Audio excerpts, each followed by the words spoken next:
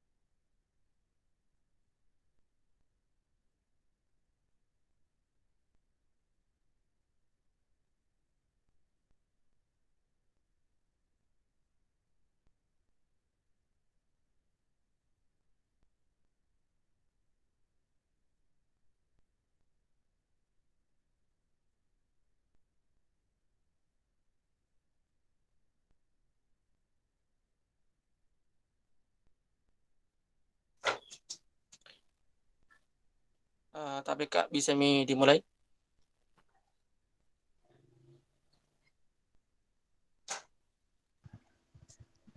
Ya, mulai Maki.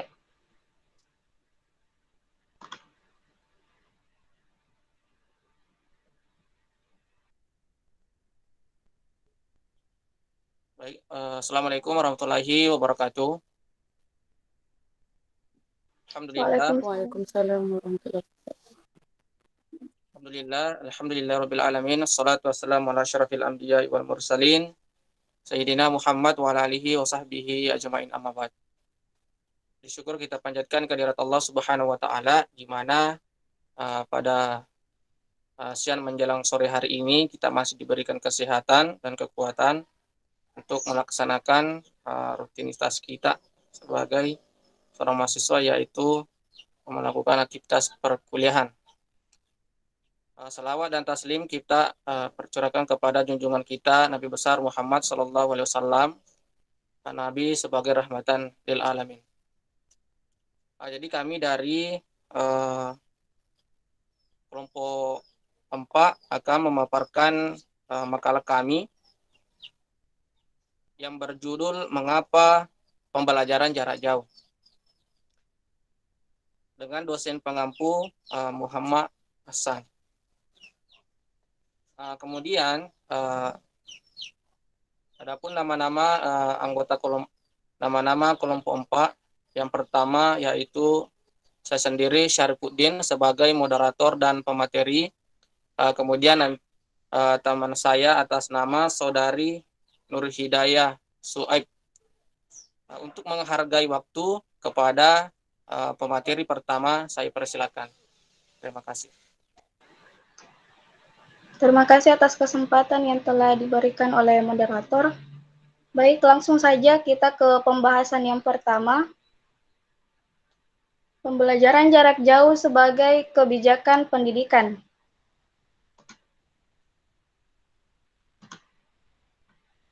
Sebagian ahli menganggap bahwa penggunaan pembelajaran jarak jauh disebabkan oleh munculnya kebutuhan pendidikan bagi kelompok tertentu saja, seperti kelompok putus sekolah, pekerja, dan juga guru.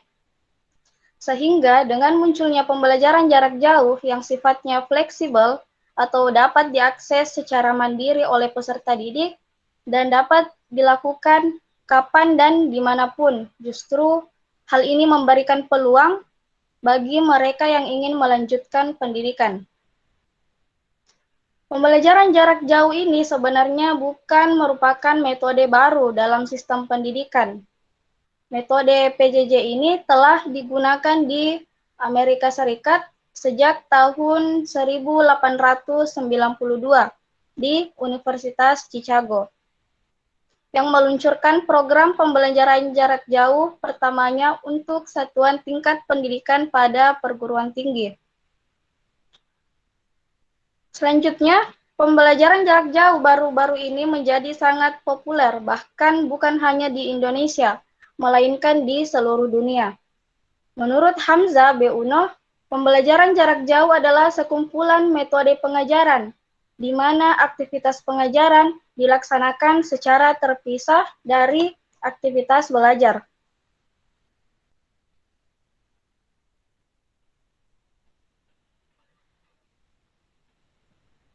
Sejak coronavirus disease 2019 atau yang biasa disebut COVID-19 tersebar luas, bahkan hingga menyebabkan pandemi global yang berlangsung hingga saat ini. Pandemi ini sangat berpengaruh terhadap kelangsungan aktivitas masyarakat di seluruh dunia, salah satunya dalam dunia pendidikan. Kementerian Pendidikan dan Kebudayaan yang disampaikan melalui Surat Edaran Nomor 4 Tahun 2020 tentang pelaksanaan kebijakan pendidikan dalam masa darurat penyebaran COVID-19 yang isinya terdapat pada poin kedua bagian A tentang belajar dari rumah melalui pembelajaran daring atau jarak jauh.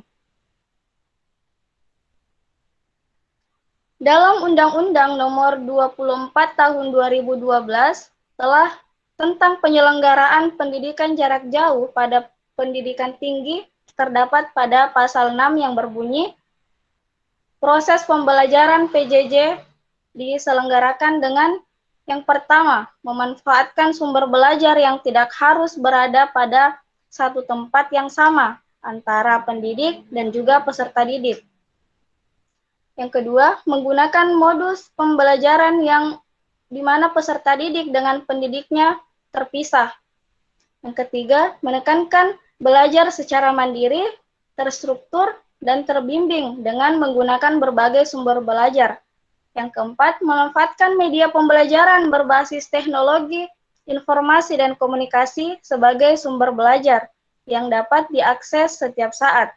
Dan yang kelima, menekankan interaksi pembelajaran berbasis teknologi informasi dan komunikasi meskipun tetap memungkinkan adanya pembelajaran tatap muka secara terbatas. Ya, itulah materi yang sempat saya sampaikan. Selanjutnya akan dilanjutkan oleh teman kelompok saya. Saya kembalikan kepada moderator. Baik, terima kasih kepada pemateri saudari Nur Hidayah Suaib. Selanjutnya, materi selanjutnya yaitu tantangan dan hambatan dalam PJJ. Tantangan, Kak.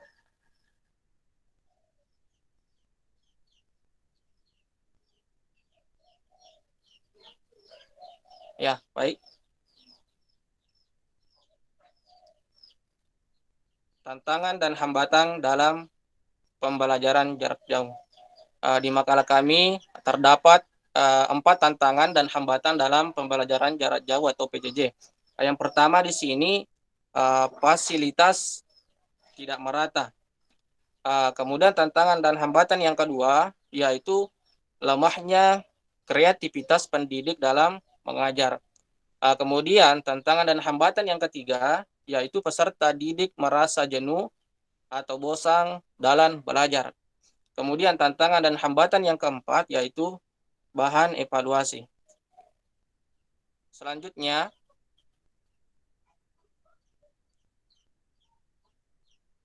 yaitu kelebihan PJJ itu sendiri. Di makalah kami terdapat 5 kelebihan PJJ itu sendiri. Yang pertama, tersedianya fasilitas e-moderating di mana pendidik dan peserta didik dapat berkomunikasi secara mudah melalui fasilitas internet tanpa dibatasi oleh jarak, tempat, dan waktu. Kemudian yang kedua, peserta didik dapat belajar atau mereview kembali bahan pembelajaran setiap saat dan di mana saja kalau diperlukan. Kemudian kelebihan yang ketiga, jika peserta didik memerlukan tambahan informasi yang berkaitan dengan bahan yang dipelajarinya, maka ia dapat mengakses di internet dengan mudah. Kemudian kelebihan yang keempat, baik pendidik maupun peserta didik dapat melakukan diskusi melalui internet yang dapat diikuti dengan jumlah peserta yang banyak.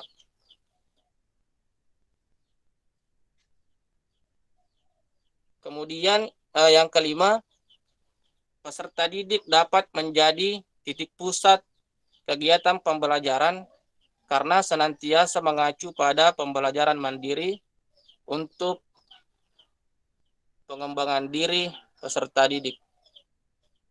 Kemudian selanjutnya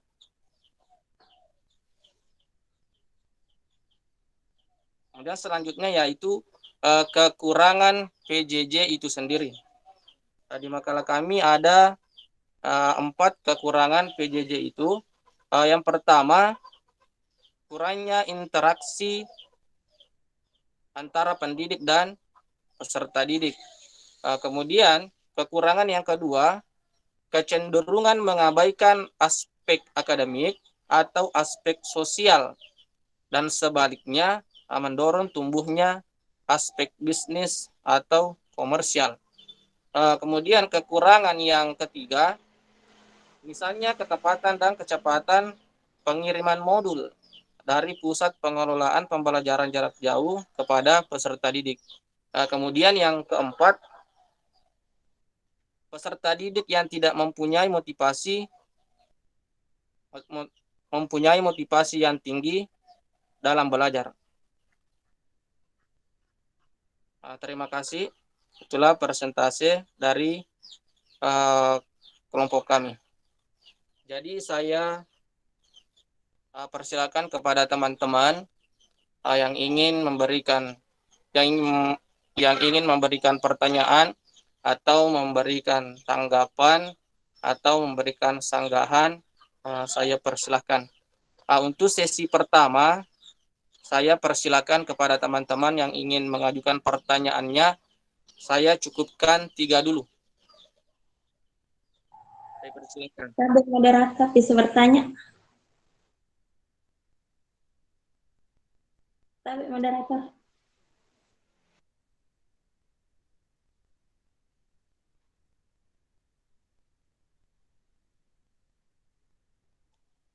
Ya, silakan.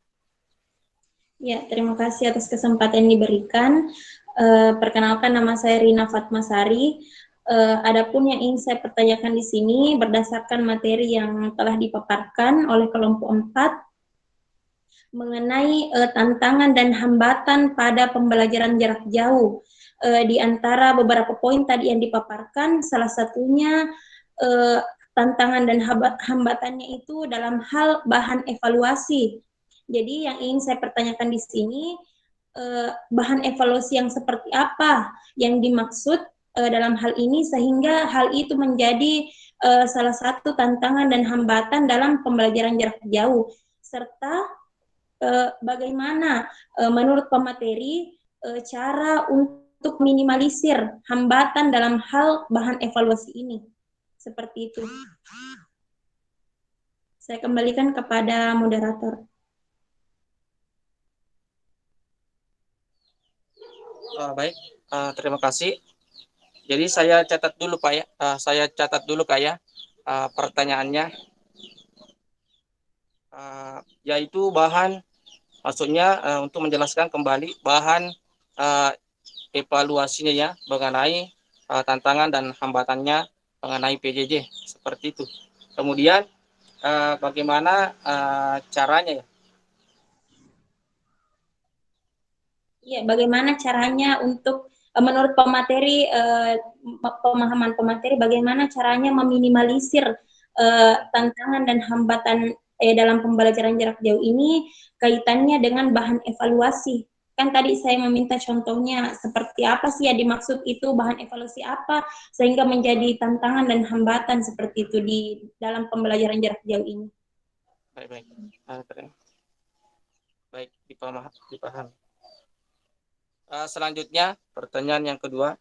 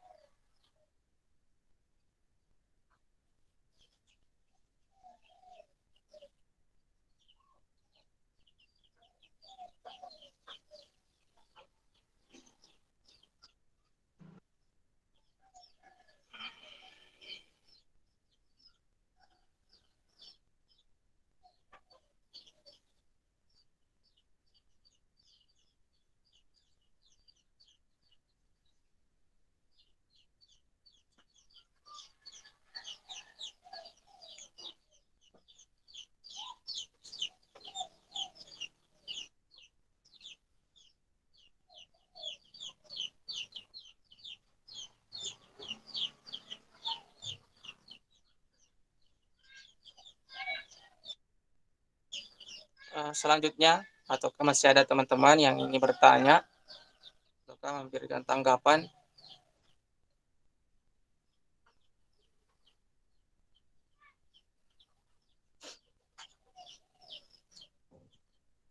Tabe moderator. Silakan Kak. Iya. Baik. Assalamualaikum warahmatullahi wabarakatuh. Jadi langsung saja kepada pertanyaannya. Jika misalnya sekiranya pembelajaran tatap muka ini sudah diperbolehkan di tahun ajaran baru nanti, dan mengapa kita harus mengambil lagi misalnya pembelajaran PJJ ini? Misalnya kan ada kampus atau yang mewacanakan atau sekolah yang masih mewacanakan PJJ ini. Nah kita ketahui sendiri bahwa PJJ ini maksudnya prosesnya ini tidak efektif dan efisien. Mengapa harus PJJ gitu? Kita memilih PJJ.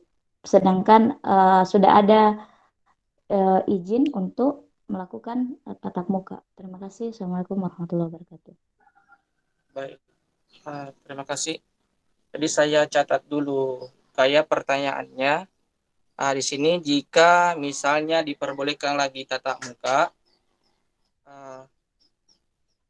jika diperbolehkan tatap muka nantinya, kemudian kemudian kembali lagi melakukan pembelajaran jarak jauh, Kak, seperti itu.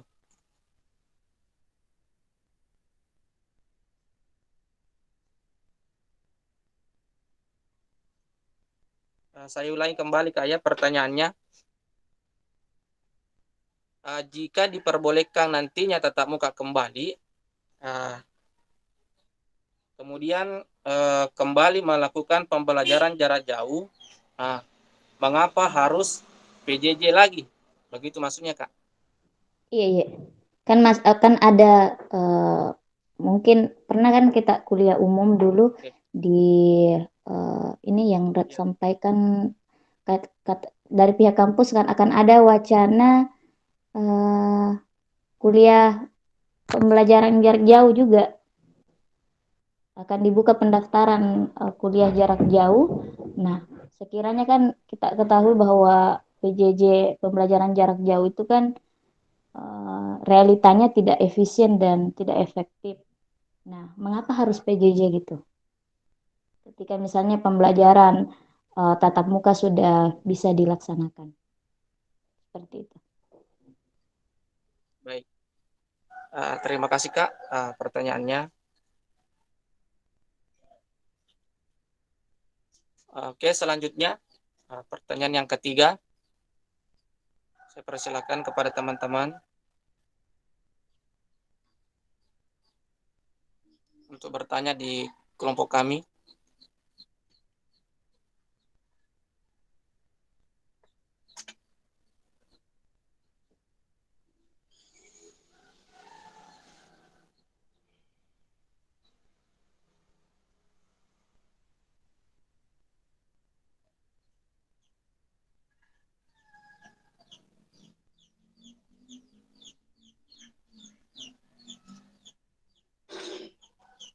Kalau misalnya tidak ada, mungkin bisa kami jawab. Ya. Bisa bertanya? Ya, silakan. Baiklah, terima kasih atas kesempatan yang diberikan. Terkait tadi dari pemateri, ada beberapa pembahasan yang dibahas, salah satunya di sini yaitu terkait kekurangan yang ada dalam PJJ itu sendiri. Nah, di sini suaranya dikeraskan. Ya, baiklah, terkait materi yang disampaikan oleh pemateri tadi, ada pembahasannya terkait tentang kekurangan yang terdapat dalam PJJ itu. Nah, di sini tadi saya dengar ada 4 atau 3 tadi kekurangan-kekurangan yang dimiliki oleh PJJ itu sendiri.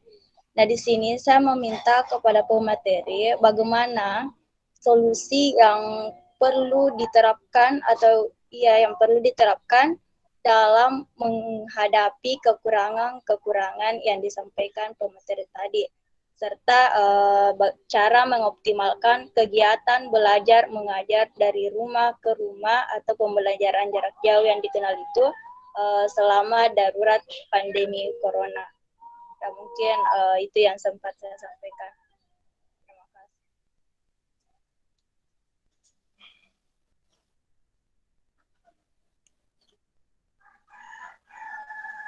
Tapi bisa diulang kembali. Teman saya juga biar bisa dicatat itu. Bisa diulang dulu, Kak. Di sini Kak, saya meminta solusi yang perlu diterapkan dalam menghadapi kekurangan-kekurangan yang ada dalam PJJ itu sendiri, serta bagaimana mengoptimalkan kegiatan belajar mengajar dari rumah selama darurat pandemi COVID.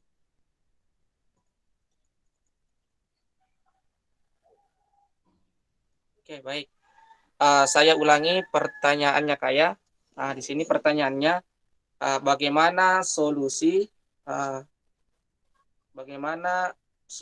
dari kekurangan PJJ ini? Bagaimana cara mengoptimalkan bagaimana solusi kekurangan PJJ untuk mengoptimalkan pembelajaran jarak jauh. Kemudian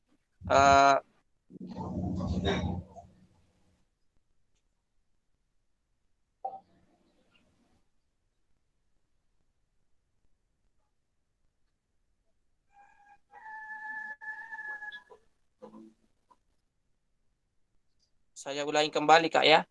Pertanyaannya, bagaimana solusi kekurangan PJJ, kemudian cara mengoptimalkan PJJ. Ya Kak.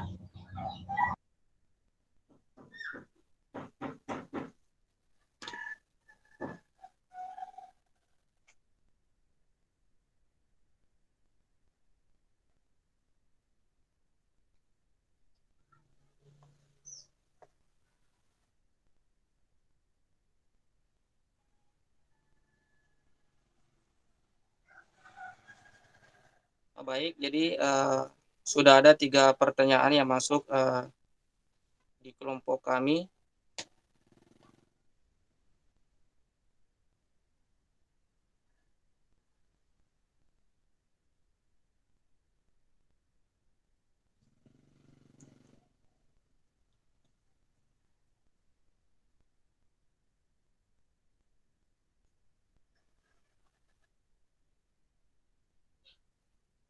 Mungkin teman saya bisa menjawab dulu. Ya, bisa diulang tadi pertanyaan dari Saudari Rina. Baik, silakan. Ya, jadi pertanyaan tadi dari Saudari Rina Fatmasari menanyakan yang terdapat dalam tantangan dan hambatan. Jadi yang dimaksud bahan evaluasi apa yang dimaksud pada tantangan dan hambatan dalam PJJ ini? Begitu ya, penanya? Iya, Saudari. gitu. Dan bagaimana caranya meminimalisir hambatan dalam bahan evaluasi? Ya, jadi di sini bahan evaluasi yang dimaksud di mana selain fasilitas pembelajaran dalam PJJ ini masih kurang, misalnya fasilitas jaringan misalnya yang masih kurang, selain itu banyak sekarang guru yang di mana memanfaatkan pembelajaran jarak jauh ini atau pembelajaran daring ini hanya dengan memberikan tugas saja kepada peserta didiknya.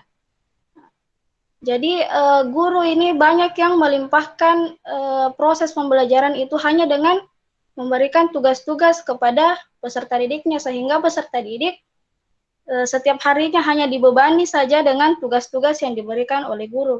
Jadi itu yang harus menjadi salah satu bahan evaluasi bagi guru agar tidak menyalahgunakan maksud dari pembelajaran jarak jauh atau pembelajaran daring ini. Karena tentunya banyak sekali peserta didik yang mengeluh bahkan hingga stres karena saking banyaknya tugas yang diberikan dari gurunya.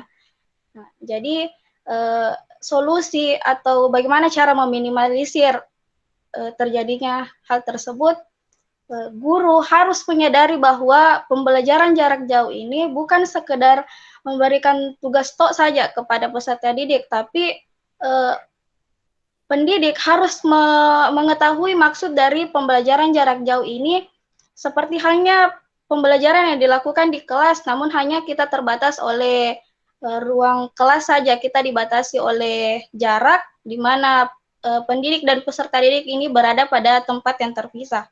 Jadi seorang pendidik harus mengetahui maksud dari pembelajaran jarak jauh itu sendiri. Sementara itu jawaban dari saya.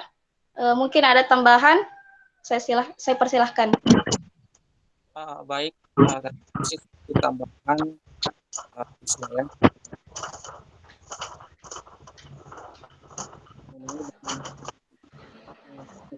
Yang kita ketahui sekarang bahwa jarak jauh ini sebenarnya sangat efektif. Kenapa tidak efektif? Karena sebenarnya interaksi dan siswa itu sendiri. Nah, di mana sebenarnya kita malah kedengaran suara apa, Pak? sekarang Tidak kentara suara tak? baik. Gimana, Kak? Iya, jelas Mi. Jelas nih. Ya. Malah dulu. Saya dari saya seperti yang kita sekarang ini kita rasakan banyak sekolah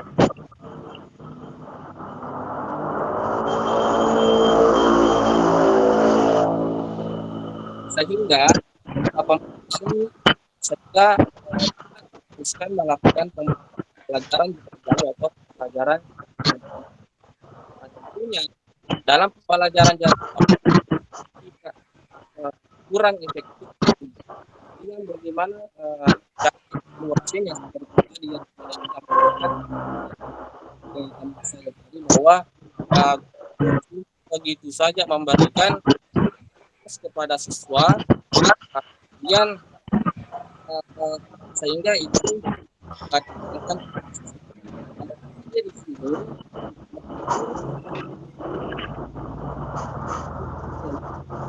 guru selain memberikan tugas siswanya, seorang guru haruslah bisa misalnya 1 minggu memeriksa pekerjaan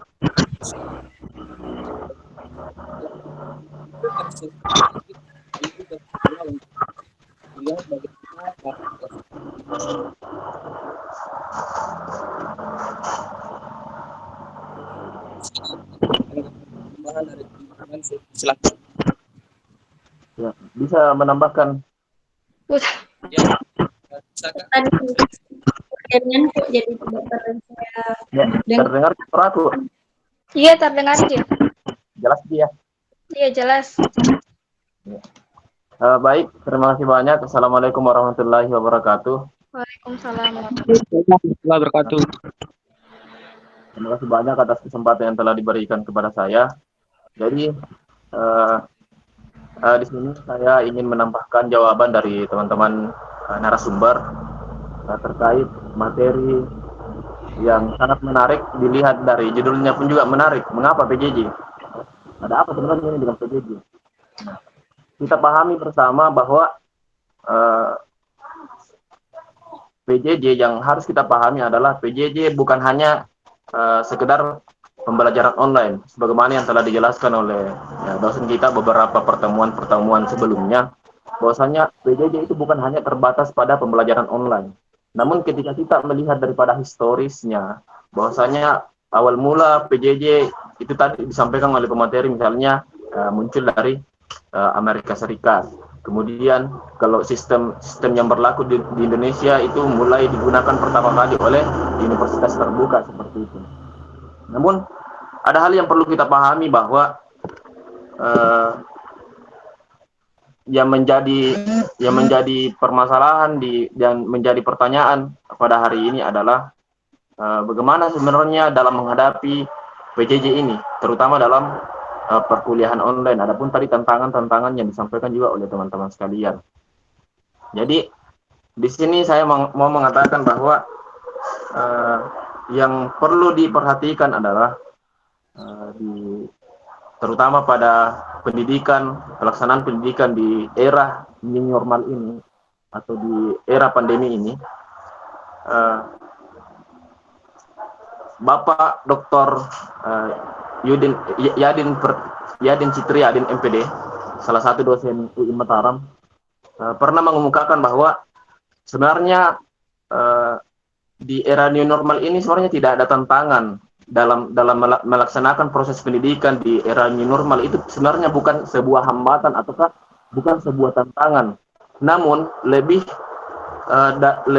daripada bahwa kita harus sebenarnya bagaimana beradaptasi dengan dunia pandemi ini. Jadi pandemi itu adalah bukan tantangan ataukah bukan hambatan dalam melaksanakan suatu kegiatan pendidikan. Itu bukan, kata beliau, Dr. Citri Adin ini. Beliau mengarahkan lebih bagaimana kita, misalnya guru, peserta didik itu lebih beradaptasi dengan era new normal atau di era pandemi. Karena kita tidak tahu kesimpulannya bahwasanya kapan pandemi ini akan berakhir. Nah, bisa saja ini berjalan selamanya, makanya itu dibutuhkan adanya adaptasi dengan kondisi yang sekarang ini. Apalagi ini selaras dengan apa yang diungkapkan oleh Ali bin Abi Thalib. Beliau mengatakan bahwa didiklah anakmu sesuai dengan zamannya. Sungguh mereka akan menghadapi masa yang berbeda dari zamanmu. Jadi itu kata beliau, kata Ali bin Abi Thalib. Jadi dari ungkapan Ali bin Abi Thalib ini kita bisa melihat sekarang. Misalnya kita yang saat ini kuliah, tentu ketika kita sekolah duduk di bangku SMA, SMP ataupun SD, tentu beda cara kita melaksanakan pendidikan dengan anak yang sekarang. Jadi memang sekarang itu bukan sebuah tantangan, akan tetapi bagaimana kita bisa beradaptasi. Kata beliau, mengemukakan dalam materinya, beliau mengatakan bahwasanya tantangan masa pandemi itu ada 4 poin. Beliau katakan ada 4 poin. Pertama adalah ketimpangan kemampuan antara siswa ketimpangan siswa itu meningkat. Itu ketimpangannya siswa itu meningkat. Potensi putus sekolah tinggi. Yang kedua, potensi putus sekolah tinggi. Yang ketiga, beban kerja guru itu meningkat. Kemudian yang keempat adalah kesulitan orang tua mengajarkan anak-anaknya. Itu tantangan masa pandemi. Kemudian yang kedua adalah tantangan guru di masa pandemi, kata Dr. Citri Adin. Beliau mengatakan itu tantangan guru sekarang adalah kemajuan iptek. Apalagi sekarang kita sudah masuk di abad 21, yang dimana era 4.0, era teknologi dan informasi berkembang pesat. Nah, kita bisa melihat di sekeliling kita, di masyarakat, bahwasanya misalnya anak-anak sekolah yang masih berusia 2-3 tahun itu sudah pintar menggunakan gadget. Itu adalah salah satu kemajuan teknologi. Nah, kemudian yang kedua, tantangan guru adalah kenakalan para siswa yang terus meningkat. Ini tidak bisa dipungkiri. Misalnya teman-teman yang berprofesi sebagai seorang guru, bahwa mungkin kemarin saya dengan saudara Ajires Taditiawan kebetulan itu membahas tentang apa yang terjadi di sekolahnya dengan soal-soal yang diberikan, soal-soal sederhana namun dijawab tidak sesuai dengan jawabannya gitu. Misalnya saja itu kemarin aja, itu jawabannya sangat lucu, dan inilah yang menjadi tantangan guru sebenarnya.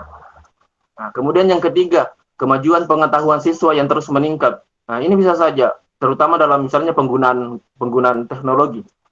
Nah, ini tidak bisa juga kita pungkiri bahwasanya kemajuan pengetahuan siswa itu terus meningkat, terutama dalam penggunaan teknologi. Dan hari ini pun itu terjawab, dan kita bisa melihat di masyarakat, di sekeliling kita, bahwasanya lebih banyak siswa yang yang lebih paham tentang, lebih update tentang teknologi daripada gurunya. Itu yang kita lihat. Kemudian yang keempat, gaya hidup para siswa yang mempengaruhi pola belajar. Nah, ini sangat berpengaruh. Gaya hidup para siswa yang mempengaruhi pola belajar. Jadi siapapun yang misalnya siswa bergabung dengan siapa, kesehariannya bagaimana, apakah kesehariannya selalu main game, gadget dan lain sebagainya tanpa ada pengawasan dari orang-orang sekitarnya atau orang tuanya, itu sebenarnya menjadi tantangan bagi guru itu sendiri. Kemudian ilmu yang meningkat. Jadi di samping kita memberikan edukasi kepada peserta didik, di sisi lain pula seorang guru tantangannya adalah bagaimana untuk memperkaya khasanah keilmuan bagi seorang guru itu sendiri supaya bisa mentransfer ilmu kepada peserta didiknya, gitu. Supaya tidak ketinggalan. Nah, supaya tidak ketinggalan. Jadi solusi yang bisa kita tawarkan dan yang ditawarkan oleh Dr. Citriadin, saya cuma menyampaikan, kebetulan saya mengikuti materinya beliau. Beliau mengatakan seperti ini, solusi masalah pendidikan di era new normal ini atau di era pandemi ini ada 4 poin yang beliau tawarkan. Yang pertama adalah pendidikan yang karakter harus lebih ditekankan, bukan berorientasi kepada nilai. Jadi pendidikan karakter yang harus lebih dimantapkan lagi. Tentu saja misalnya pembelajaran online. Misalnya pembelajaran online itu kita harus perhatikan juga bagaimana karakternya peserta didik, apalagi yang ada di sekeliling kita seperti itu. Kemudian yang kedua, itu materi harus lebih diperhatikan. Nah, itu tadi yang menjadi problem, yang menjadi masalah. Terkadang ada seorang guru hanya memberikan tugas kepada peserta didik, hanya melepasnya begitu saja, dan saya pikir tanpa pengawasan yang intens yang dilakukan oleh guru, saya rasa materi yang diberikan tidak akan maksimal diperoleh oleh peserta didik tanpa adanya perhatian lebih daripada seorang guru tersebut. Kemudian yang ketiga adalah infrastruktur. Nah, infrastruktur ini perlu, karena ini adalah bagian daripada komponen pembelajaran. Selain daripada guru dan peserta didik itu sendiri, dan infrastruktur sarana dan prasarana itu adalah bagian daripada solusi bagaimana menghadapi pendidikan di era new normal ini. Misalnya saja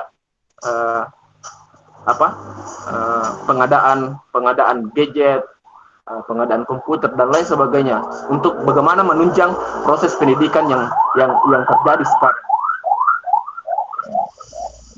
Kemudian yang terakhir kata Dr. Citriadin mengatakan bahwa yang paling penting adalah peran orang tua di rumah dan di sekolah. Nah, orang tua di rumah dan di sekolah tak lain adalah orang tua kandung ataukah sanak keluarga, dan di sekolah yaitu guru itu sendiri.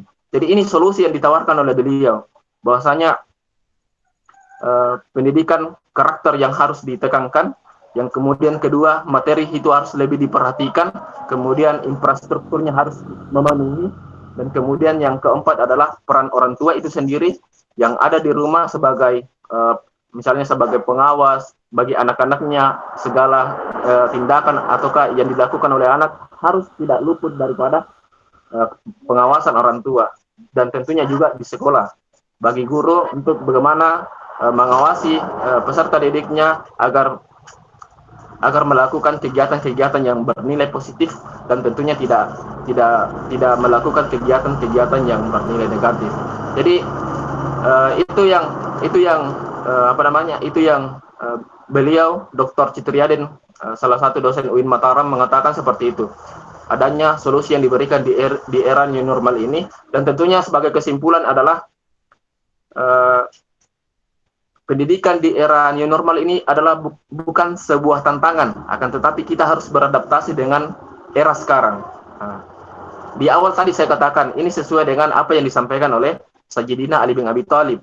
Beliau mengatakan, didiklah anakmu sesuai dengan zamannya. Sungguh mereka akan menghadapi masa yang berbeda dengan masamu, seperti itu, dari masamu. Jadi inilah sebenarnya menjadi tantangan kita semua, menjadi PR bagi kita semua untuk bagaimana untuk meningkatkan kualitas diri, meningkatkan kapasitas diri untuk bagaimana menjadi guru ataukah menjadi tenaga pendidik yang lebih berkualitas seperti itu. Apalagi teknologi dan ilmu pengetahuan untuk saat ini semakin meningkat seperti itu. Mungkin itu tambahan dari saya. Terima kasih banyak, kurang lebihnya mohon dimaafkan. Assalamualaikum warahmatullahi wabarakatuh. Saya kembalikan kepada moderator. Baik, terima kasih kepada saudaraku Adi Irwandi atas tanggapannya, tetapi sedikit saya tanggapi dari teman saya, di mana tadi mengatakan bahwa ada salah satu mengatakan bahwa Dr. Citriadi ya mengatakan bahwa saat sekarang ini kita harus beradaptasi atau new normal. Saya sangat sepakat dengan pendapat saudara Adi Irwandi, di mana kita ketahui bahwa pembelajaran jarak jauh ini sudah kurang lebih 1 tahun, ya. Jadi otomatis kita harus beradaptasi dengan keadaan sekarang. Namun di makalah kami memunculkan tantangan dan hambatan dalam PJJ karena saya sendiri tidak pernah menyangka bahwa pembelajaran akan seperti ini. Di dalam pikiran saya bahwa kita tidak akan pernah belajar seperti contohnya saja SD. Semenjak saya SD, saya sampai sekarang saya tidak pernah belajar di rumah, selalu di sekolah. Tetapi entah kenapa datanglah virus corona ini yang mengubah dunia.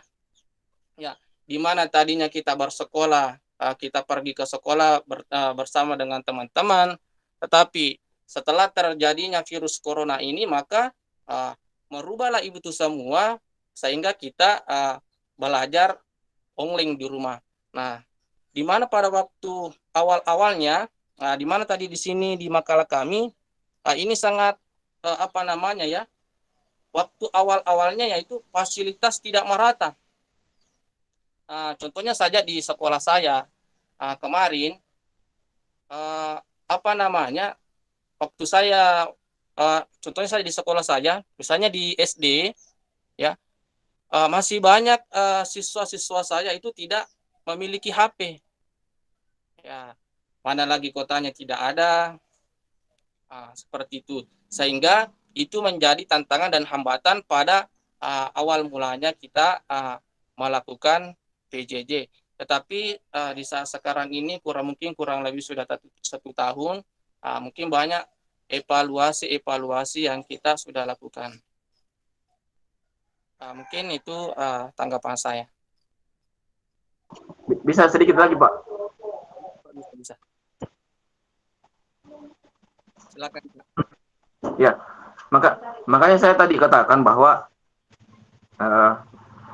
apa yang terjadi sekarang itu sebenarnya memang sebelumnya, misalnya tadi yang Bapak katakan bahwa sebelumnya memang tidak pernah terjadi di era kita. Namun sebelumnya ini kan sudah dikemukakan jauh hari. Kalau di makalah pemateri dikatakan tahun 1800-an ya kalau tidak salah. Sudah mulai diberlakukan di Amerika gitu. Kemudian di Indonesia universitas terbuka sekitar tahun 1900-an.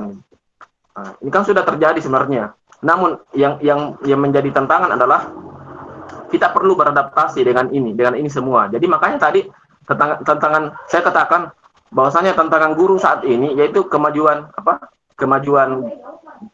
pengetahuan siswa itu yang terus meningkat, kemudian gaya hidup para siswa yang mempengaruhi pola belajar dan ilmu yang meningkat. Itu ilmu yang meningkat yang perlu kita ketahui bahwa bahwasanya kita perlu beradaptasi dalam artian bukan hanya sekedar bagaimana cara menggunakan gadget, bagaimana caranya Zoom dengan baik. Namun lebih daripada itu, misalnya materi pembelajaran yang disampaikan tadi, solusi yang ditawarkan oleh Dr. Yudin Citriadin. Nah, persoalan sarana dan prasarana ini mungkin menjadi satu kritikan saya kepada pemerintah. Di awal masa pandemi sekitar bulan Maret tentang bagaimana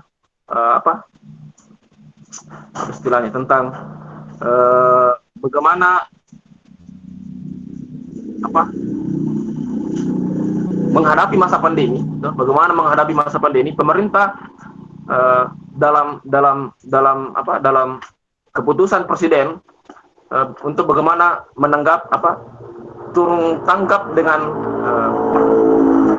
corona ini. Misalnya mereka lebih menomorsatukan persoalan ekonomi. Nah, itu tidak bisa dipungkiri, tapi ini mungkin pandangan saya, satu kritikan, lebih memperhatikan wilayah ekonomi masyarakat, dan pada akhirnya juga pun Menteri Sosial ya terkena kasus korupsi atas dana BLT yang ada. Nah, seharusnya instansi-instansi kementerian lainnya anggarannya dipotong, kemudian difokuskan pada Kementerian Sosial. Nah, ini yang perlu kita lihat, bahwasanya perhatian bagi pendidikan mungkin ini masih kurang, pendapat saya ini masih kurang, meskipun di dana APBN negara kita itu sekitar dianggarkan 20% untuk dana pendidikan gitu, untuk dana pendidikan. Namun masih banyak misalnya sekolah-sekolah yang misalnya kuota pendidikannya yang fasilitas kuota pendidikan yang seharusnya memang harus diberikan teman-teman, khususnya di teman-teman mahasiswa di dalam naungan PTKIN, Perguruan Tinggi Keagamaan Islam Negeri, tentang UKT, uang kuliah tunggal. Itu banyak sebenarnya di forum-forum senat mahasiswa kemarin itu sangat lucu karena aksi serentak yang dilakukan oleh teman-teman mahasiswa PTKIN dalam naungan UIN, IAIN, dan STAIN itu serentak melakukan aksi demonstrasi tentang bagaimana jalur UKT ini, pemberian bantuan dana kuota, dan khususnya di kampus sendiri itu hanya sekitar 5%. Nah, itu hanya sekitar 5% pemotongan daripada dana UKT. Ya misalnya dari yang kemarin, kalau di angkatan saya kemarin sekitar 900.000 yang kita bayar untuk dana dana UKT, sekarang itu sudah dipotong menjadi kurang lebih 600.000 seperti itu. Tapi nanti tindak lanjutnya seperti itu. Jadi ini mungkin keterlambatan pemerintah dalam memperhatikan pendidikan di Indonesia pada khususnya seperti itu. Dan nanti sekarang mungkin ataukah masih masih ada yang belum mendapatkan kuota dari kementerian. Kalau di sekolah di sekitar kampus saya itu sudah ada bantuan kuota, khususnya SMP dari Kemendikbud. Bahkan kita yang sekarang kuliah juga mendapatkan bantuan dari Kemenak, seperti itu. Ini seperti itu yang tanggapan saya untuk apa yang tadi disampaikan oleh Pak Syarifuddin. Jadi kita harus lebih bagaimana meningkatkan daya ilmu pengetahuan yang sekiranya mungkin memang tidak sesuai dengan zaman. Jadi zaman kita Pak berbeda dengan zaman anak-anak sekarang. Jadi perlu adanya adaptasi seperti itu. Itu kesimpulan saja. Jadi perlu adanya adaptasi. Mungkin seperti itu Pak. Saya kembalikan kepada moderator.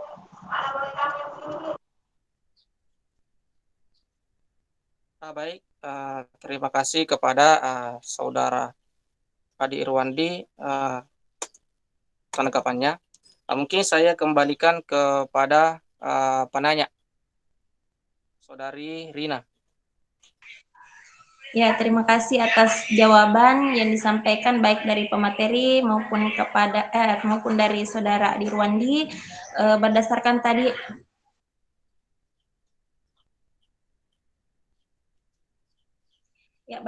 tadi apa yang telah disampaikan oleh pemateri, yang dapat saya pahami maksud dari bahan evaluasi di sini dalam hal pemberian tugas yang berlebihan oleh seorang guru, kemudian selanjutnya ditanggapi oleh saudara Adi Irwandi yang menyatakan bahwa sebenarnya PJJ ini bukan adanya itu tantangan dan hambatan itu tidak boleh dijadikan sebagai acuan untuk tersendatnya ini pembelajaran jarak jauh, tetapi di sini kita terutama sebagai seorang pendidik harus mampu beradaptasi, terutama dalam meningkatkan kualitas kualitas kita sebagai seorang pendidik dalam hal perkembangan iptek, ilmu pengetahuan dan teknologi. Sekali lagi saya mengucapkan terima kasih atas jawaban yang telah disampaikan dan antusias para audiens dalam menjawab pertanyaan dari saya. Terima kasih. Saya kembalikan kepada moderator. Baik, terima kasih. Selanjutnya pertanyaan dari Saudari Latami.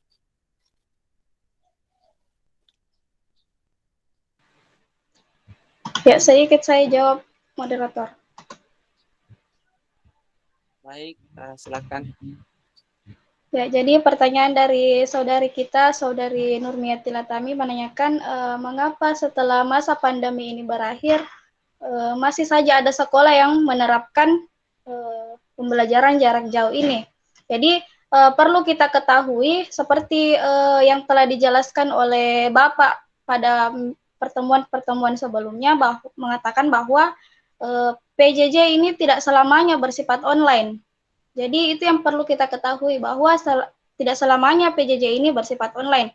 Seperti yang dikatakan oleh Bapak Hamid Muhammad sebagai pelaksana tugas Direktur Jenderal Pendidikan Anak Usia Dini, Pendidikan Dasar dan Menengah Kemendikbud mengatakan bahwa sebenarnya PJJ itu berbeda halnya dengan pembelajaran dalam jaringan atau pembelajaran daring. Jadi kita di masyarakat Indonesia ini sebenarnya salah kaprah dari maksud dari PJJ itu sendiri. Nah, seperti yang dikatakan oleh saudara kita tadi, Adi Irwandi, mengatakan bahwa pada abad sekarang ini kita telah masuk pada abad keterampilan abad 21, di mana teknologi informasi dan komunikasi ini semakin meningkat. Nah, jadi tidak menutup kemungkinan dalam dunia pendidikan tentu adanya pembaruan, tentu adanya selain adanya pembelajaran tatap muka yang seperti biasanya kita lakukan di sekolah, pasti adanya juga yang namanya pembelajaran jarak jauh. Nah, seperti itu. Kemudian, seperti yang dikatakan oleh saudari tadi, mengatakan bahwa PJJ ini kurang efektif. Nah, seperti yang dikatakan tadi, bahwa sebenarnya PJJ ini bukan hal yang kurang efektif, namun hanya saja kita perlu beradaptasi dengan hadirnya pembelajaran jarak jauh ini. Jadi kita sebagai pendidik harus bagaimana caranya meningkatkan kualitas kita sebagai pendidik agar dapat menggunakan pembelajaran jarak jauh ini sebaik mungkin. Sehingga tidak lagi kita mengatakan bahwa sebenarnya PJJ itu tidak efektif. Nah, seperti itu sementara jawaban saya. Saya kembalikan kepada moderator.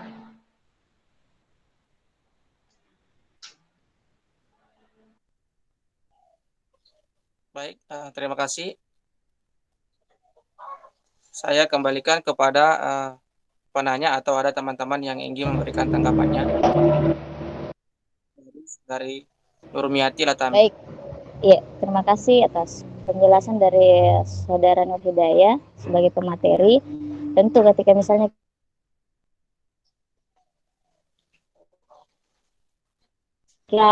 secara kita bahas realitanya saja.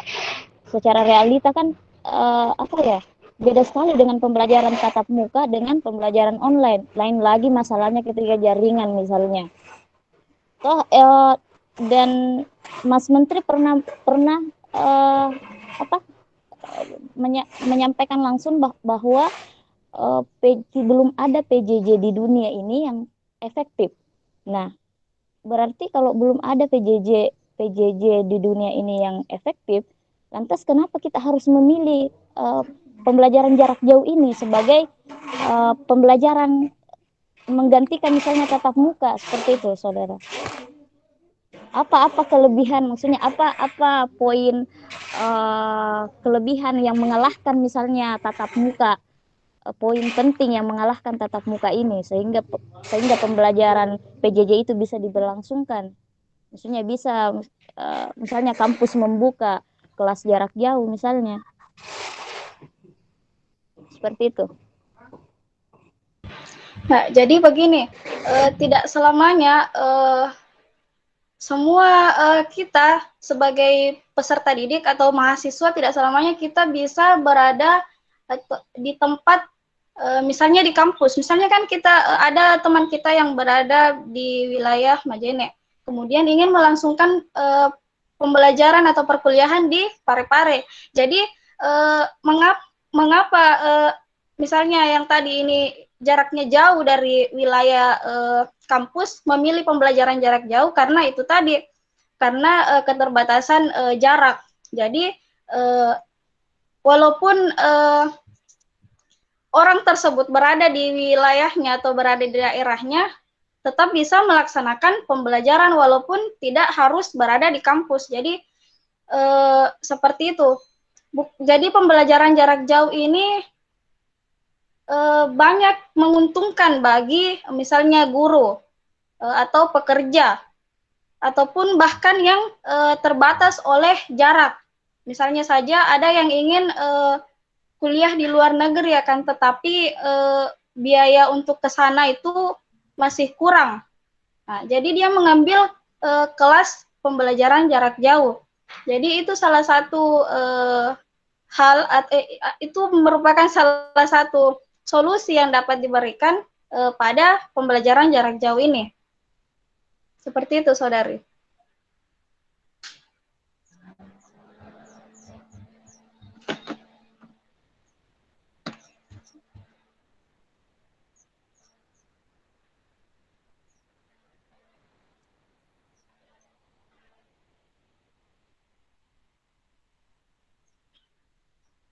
Ya, silakan moderator.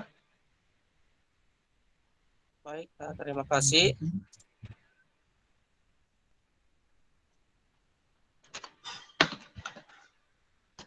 Saya kembalikan kembali ke penanya.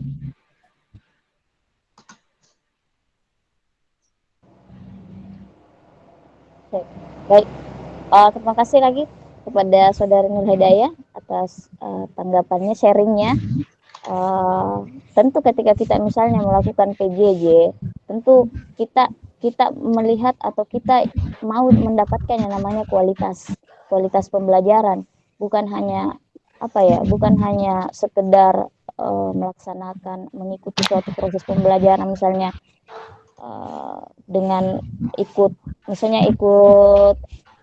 tidak berperan, enggak langsung itu kan beda. Kalau pembelajaran tatap muka dan pembelajaran online, tapi ya realitanya memang seperti itu.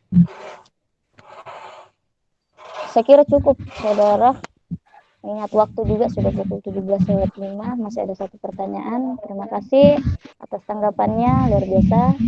Saya akhiri. Assalamualaikum warahmatullahi wabarakatuh. Baik.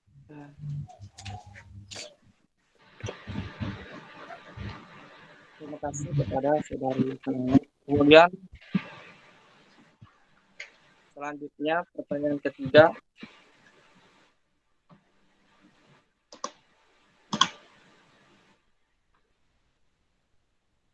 Solusi PJJ itu sendiri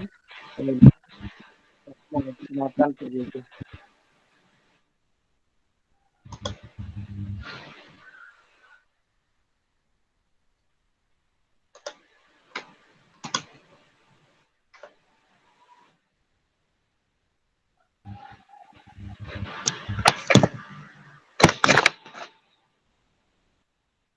Oke, saya persilakan.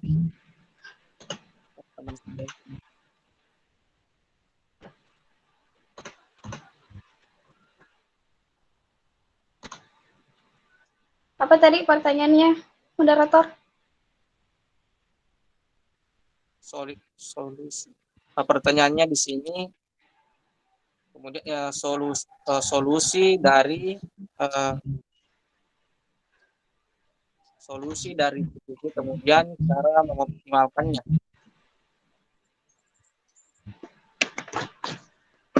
Solusi dari kekurangan PJJ. Ya.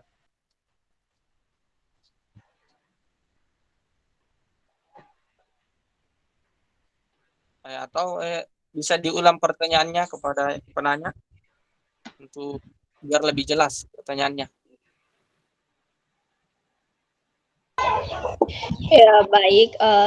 Ya, tadi itu saya meminta bagaimana solusi yang diberikan oleh pemateri dalam menghadapi kekurangan-kekurangan yang terdapat dalam PJJ itu sendiri, serta bagaimana cara mengoptimalkan pembelajaran jarak jauh itu di era pandemi saat ini.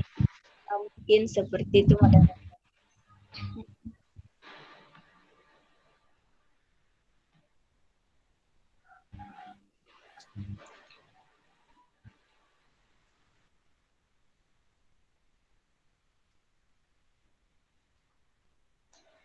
Ya, baik, saya coba jawab pertanyaan dari Saudari Amnisa. Jadi bagaimana cara mengoptimalkan dari kekurangan PJJ? Ya, kekurangan dari PJJ. Jadi menurut pendapat saya, bagaimana cara mengoptimalkan kekurangan dari PJJ itu sendiri? Ya, jadi sebagai pendidik, pada masa pandemi seperti saat sekarang ini, di mana semua pembelajaran dilakukan secara online. Nah, di sini seorang guru bisa mengambil beberapa kali pertemuan untuk bertatap muka langsung dengan peserta didiknya agar pembelajaran yang dilakukan secara online yang kemarin itu bisa tersampaikan dengan jelas kepada peserta didik. Ya, Jadi bukan pertanyaan dari siapa tadi nih? Dari Anissa Rizky, Pak. Ya, Anissa Rizky, nanti pertanyaannya ini dijawab oleh kelompok berikut. Itu akan dijawab secara lengkap nanti, karena itu adalah materi pada kelompok berikutnya. Masalah konsep secara aplikasi konsep teknologi pembelajaran, teknologi pendidikan dalam PJJ itu akan terjawab dengan lengkap nanti supaya waktu. Nah, jadi pertanyaannya disimpan untuk kelompok berikutnya. Ya, itu lengkap di situ nanti dijelaskan. Itu nanti semua sebenarnya yang angkatan yang kalau Adirwandi kan tidak mau mendapat angkatan harus bisa beradaptasi ya. Kalau saya sepakat dengan itu akan terjawab nanti pada kelompok berikutnya. Nanti kelihatan, oh ternyata kekurangan kita di sini. Ya, itu akan terjawab. Mudah-mudahan lah bisa dibahas dengan oleh kelompok berikutnya terkait optimasi ya, atau bagaimana mengefektifkan sebenarnya PJJ ini. Ya, begitu ya Nur Hidayah. Ya, silakan dilanjutkan. Baik, terima kasih Bapak dosen atas tanggapannya. Kemudian kita buka sesi lagi.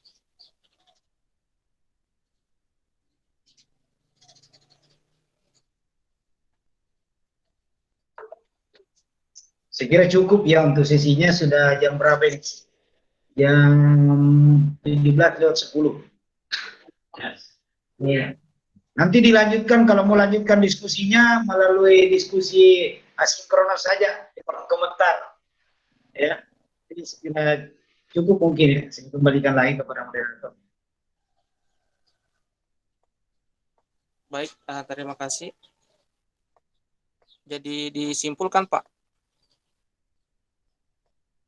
Ya, silakan disimpulkan. Baik, jadi terima kasih. Jadi kesimpulan dari materi kelompok kami yaitu pertumbuhan teknologi informasi dan komunikasi serta perkembangan ilmu pengetahuan yang sangat cepat merupakan salah satu pendorong diselenggarakannya PJJ. Seiring dengan berkembangannya zaman saat ini serta sama besarnya kebutuhan masyarakat akan pendidikan, akan menjadikan PJJ sebagai alternatif yang paling memungkinkan dilakukan. Adanya kemudahan yang oleh PJJ seperti pembelajaran lebih fleksibel yang dapat diakses kapan dan di mana saja, serta berhubungan langsung dengan kebutuhan pribadi seseorang, sehingga tidak ada alasan untuk tidak mampu meraih keberhasilan dalam pendidikan. Oleh karena itu, sistem PJJ ini disertai dengan adanya kemampuan belajar yang tinggi, karena tanpa kemampuan yang tinggi, apapun seseorang ingin memperoleh pendidikan, maka hal tersebut tidak akan tercapai. Pembelajaran jarak jauh merupakan pembelajaran yang berciri khas pada kemandirian belajar. Pembelajaran jarak jauh merupakan salah satu alternatif untuk mengatasi suatu masalah dalam pembelajaran. Misalnya memberikan kemudahan bagi siswa yang mengalami kesulitan untuk mengakses pembelajaran karena jarak yang jauh. Dalam pelaksanaannya, pembelajaran jarak jauh ada beberapa faktor yang harus diperhatikan, misalnya interaksi, pengalaman, keaktifan, kemampuan belajar yang tinggi, serta menjadikan setiap pembelajaran sebagai hal yang menyenangkan. Terima kasih. Mungkin cukup sampai di sini dari pemaparan dari makalah kami. Terima kasih kepada teman-teman yang sudah bertanya, kemudian antusias kepada teman-teman mahasiswa mengikuti presentasi makalah kami. Assalamualaikum warahmatullahi wabarakatuh. Waalaikumsalam warahmatullahi wabarakatuh.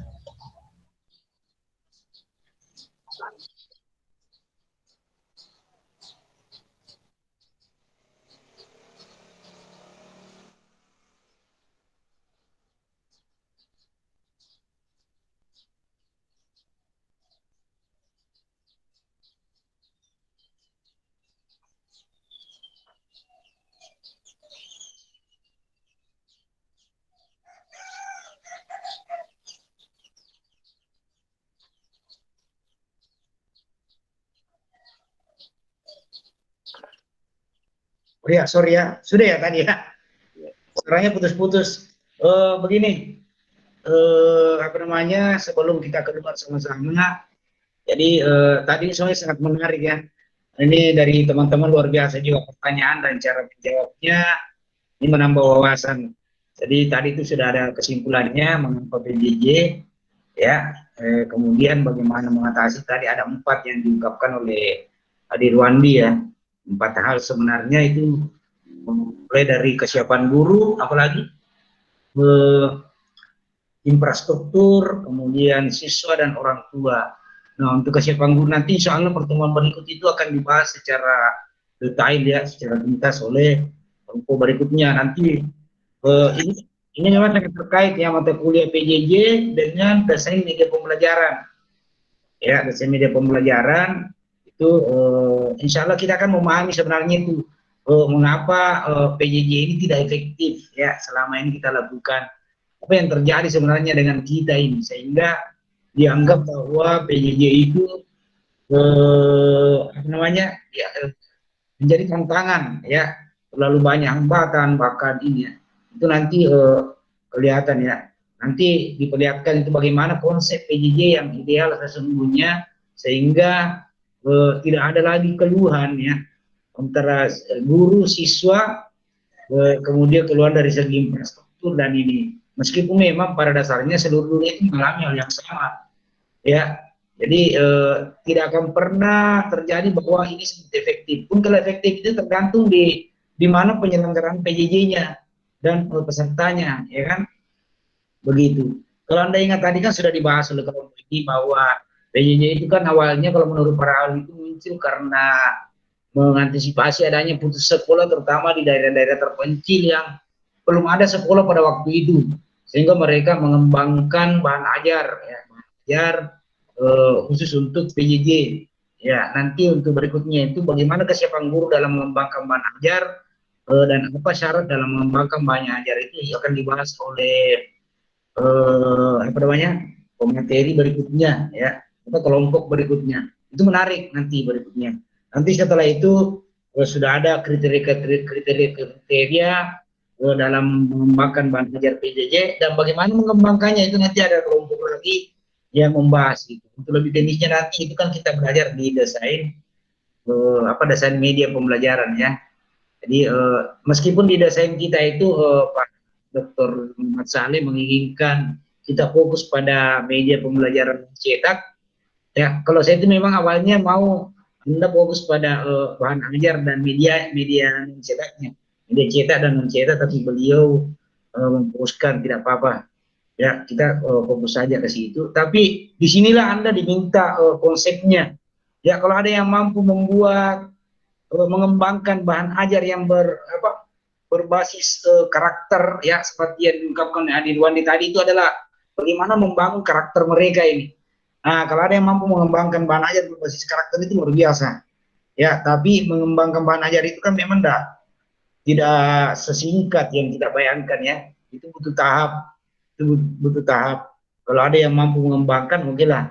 Ya, atau mungkin ada yang mau mengembangkan model pembelajaran berbasis jarak jauh. Boleh, itu tidak masalah. Berarti bahan ajarnya yang dikembangkan, kemudian dipadukan dengan pengembangan medianya. Ya, media non cetaknya misalnya, apakah ada video atau apa. Itu banyak. Sudah banyak yang mengembangkan, jadi bisa dibuat dalam bentuk video pembelajarannya dikirim ke siswa yang tidak ada jaringan, yang penting alamatnya jelas. Ya, dari awal kami memang juga pengiriman modul-modul itu kan melalui kantor pos ya.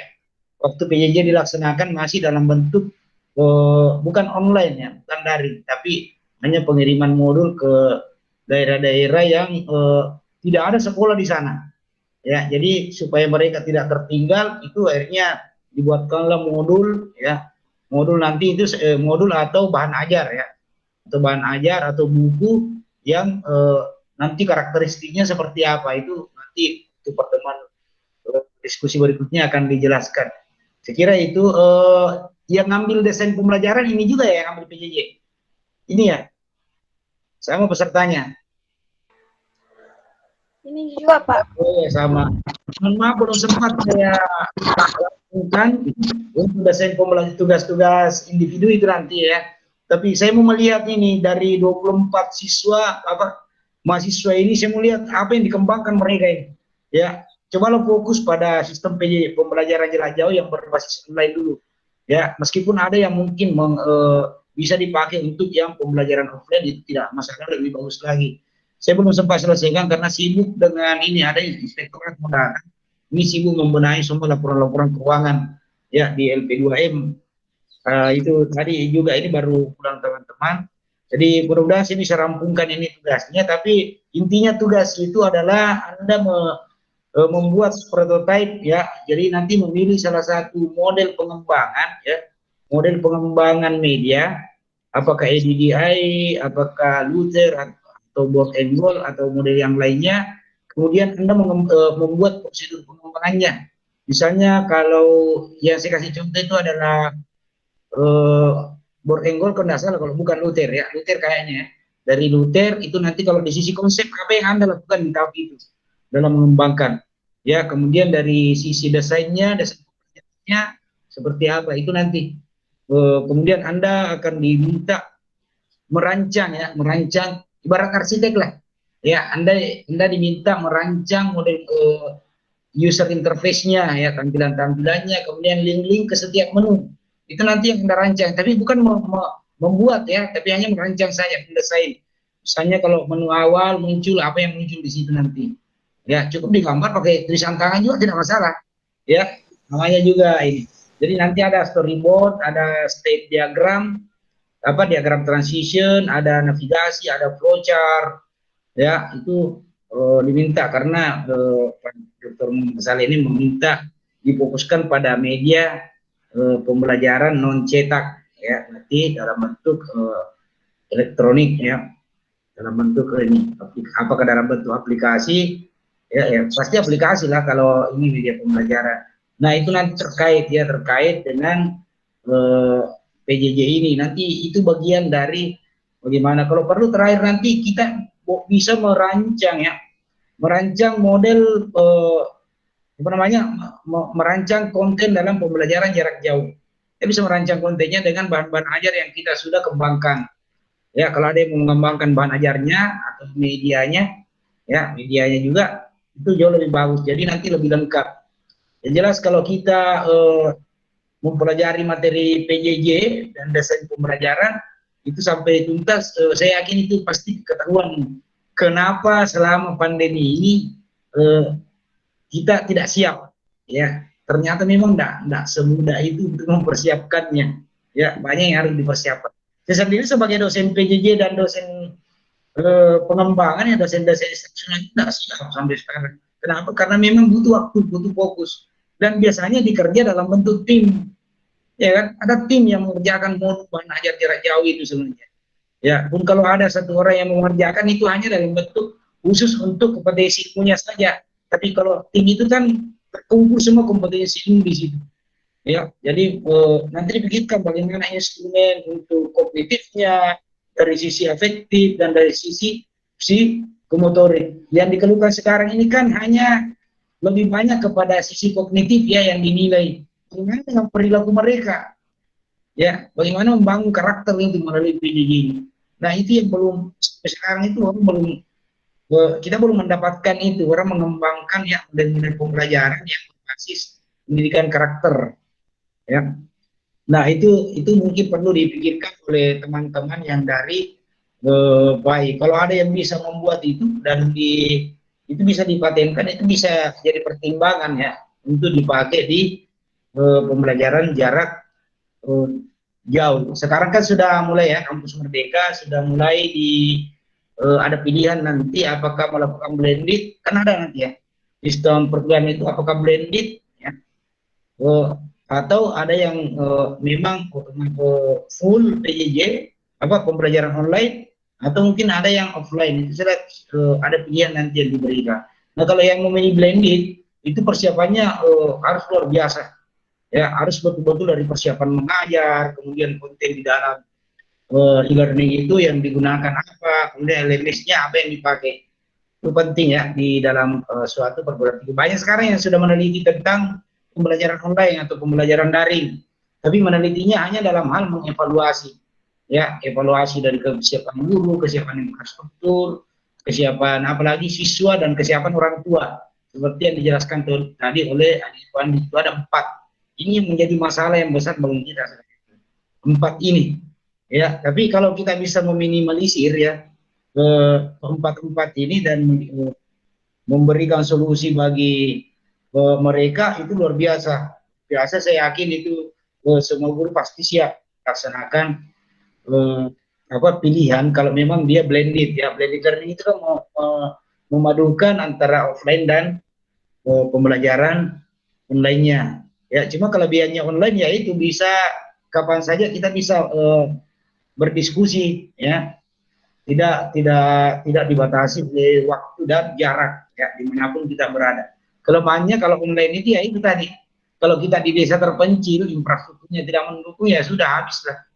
Ya, makanya PJJ ini hadir dengan memberi beberapa solusi. Daerah terpencil itu bagaimana? Ya dikirimkan modul, memang makanya tadi dikatakan itu butuh biaya besar ya. Ya, kan mengirim modul itu butuh biaya itu. Ya, membagikan buku-buku kepada siswa yang di daerah-daerah terpencil itu untuk dibelajar, membuatnya pun juga butuh biaya, butuh waktu juga, karena memang harus dirancang betul-betul dia self instruksional ya, belajar mandiri. Kemudian bagaimana melatih siswa ya untuk bisa belajar mandiri, terutama itu. Jadi nanti kalau ada yang ingin mengembangkan belajar yang disesuaikan dengan gaya belajar siswa, itu jauh lebih bagus ya, atau mengembangkan media pembelajaran yang sesuai dengan gaya belajar siswa. Itu saya minta Anda memikirkan itu. Dari 24 ini saya berharap ada 24 prototipe yang dihasilkan nanti dalam mengembangkan media pembelajaran ya. Ada 24, meskipun semua hanya menggunakan model yang sama itu tidak masalah, yang penting yang dikembangkan itu berbeda dan betul-betul harus diikuti tahap-tahapnya. Kalau tidak diikuti setengah mati. Kenapa? Karena kalau tidak mengikuti tahap itu nanti ada beberapa hal dari media itu yang kurang ya. Itu yang perlu dipikirkan. Saya kira ini yang tambahan saya ya. Insya Allah kita ketemu di pertemuan berikut ya dalam hal konsep ini. Menarik kalau bisa semua hadir supaya ini bisa memahami sebenarnya di mana letak kekurangan kita selama PJJ ini, pembelajaran online ini di masa pandemi. Itu kita pasti tahu kekurangannya kalau kita mempelajari itu nantinya ya. Saya tidak tahu kelompok berapa ini, mana Irfan, kelompok berapa yang berikutnya? Kelompok 5 ya? Kelompok 5, Kak. Kelompok 5. Oh, kelompok 5. Siapa? Herni saya yang berikutnya. Nah, Iya, Pak. nanti mudah-mudahan saya bisa upload cepat ya. Kalau tidak sibuk nanti malam saya upload. Tapi kalau sibuk Pak. mungkin besok atau besok. Ya itu tolonglah dibahas yang sesuai dengan materi yang saya upload saja supaya kita lebih fokus pada masalah itu. Ya, karena Iya, itu penting. Ya, saya kira demikian. Saya sampai ketemu minggu depan. Sekian. Assalamualaikum warahmatullahi wabarakatuh. Waalaikumsalam. Waalaikumsalam. Waalaikumsalam warahmatullahi wabarakatuh.